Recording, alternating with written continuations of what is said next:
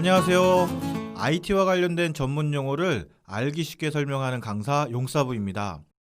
이번에는 오퍼레이팅 시스템이 무엇인지에 대해 학습하겠습니다. 영어로 오퍼레이팅 시스템을 해석하면 운영체제입니다. 우리가 현재 사용하고 있는 컴퓨터나 스마트폰 혹은 자동차에도 오퍼레이팅 시스템이 설치되어 있습니다. 오퍼레이팅 시스템이라는 용어가 길어서 앞으로는 OS라고 줄여서 부르겠습니다. 이번 시간에는 저와 함께 OS가 무엇이고 어떤 기능들이 있으며 또 그 종류에는 어떤 것들이 있는지 알아보도록 하겠습니다.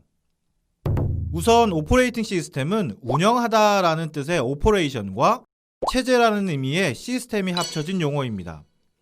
그림에서 보는 바와 같이 OS는 사용자가 응용 소프트웨어를 사용하면서 컴퓨터의 CPU나 메모리의 동작이나 컴퓨터의 저장 장치 혹은 키보드, 마우스, 프린터 등의 주변 장치를 쉽게 다룰 수 있도록 해주는 소프트웨어입니다. 두 가지 예를 들어 보겠습니다. 첫 번째는 사용자 인터페이스 시스템입니다. 과거에는 컴퓨터 전원을 켜면 커서라는 것이 껌뻑껌뻑이는 까만 화면이 나왔습니다. 이 커서에 사용자는 컴퓨터가 수행할 명령어를 일일이 타이핑을 했습니다. 헌데 이런 불편함을 그래픽으로 만든 아이콘들을 더블 클릭해서 쉽게 사용할 수 있게 한 것이 지금의 윈도우와 맥OS입니다. 두 번째는 엑셀이나 파워포인트 같은 응용 소프트웨어에서 작성된 파일을 프린터로 출력을 보낸다고 했을 때 우리는 메뉴에서 프린트 버튼을 클릭해서 프린터로 출력을 보내기만 하면 알아서 문서가 출력됩니다. 우리가 작성한 문서를 자유롭게 프린터로 출력할 수 있는 이유는 OS가 제공하는 프린터 드라이버를 통해 우리가 작성한 문서를 그대로 출력하라는 명령을 프린터에 보내주기 때문인데요. 만약 OS 개발사나 프린터 제조사에서 프린터 드라이버를 만들어주지 않았다면 어떻게 출력을 했어야 할까요? 아마도 여러분들이 직접 프린터가 응용 소프트웨어의 문서를 출력할 수 있는 프린터 드라이버를 직접 만드셔야 하는데 이런 작업들은 매우 불편하고 어렵겠죠? 위의 두 가지 예시는 컴퓨터의 내부 구조를 잘 모르는 우리들이 컴퓨터를 쉽게 다룰 수 있게 OS가 제공하는 수많은 편리한 기능 중의 일부입니다. 그렇다면 OS의 종류에는 어떤 것들이 있을까요? 사람들도 각자의 영혼이나 정신을 가지고 있듯이 컴퓨터를 쉽게 사용하도록 많은 사람들이 이미 개발한 OS도 다양한 종류가 있습니다. 우선 개인용 컴퓨터의 대표적인 OS는 우리가 가장 많이 쓰는 데스크탑이나 노트북에 설치되는 마이크로소프트사의 윈도우, 애플사의 맥OS가 있습니다. 서버용 컴퓨터의 OS로는 마이크로소프트사의 윈도우 서버, 대형 컴퓨터에 사용되는 유닉스, 그리고 이제는 보편화가 많이 된 리눅스 등이 있습니다. 그리고 요즘은 모두 한 대씩은 가지고 있는 스마트폰에도 안드로이드나 iOS라고 하는 OS가 설치되어 우리가 스마트폰을 통해 다양한 작업들을 할 수 있고 스마트폰이 잘 작동되도록 스마트폰의 다양한 자원을 최적화해주고 있습니다. 특히 OS 중에는 바이오 헬스 기기나 자율주행 자동차 혹은 드론이나 사물 인터넷에 사용되는 다양한 장치에 들어가는 OS가 있는데요.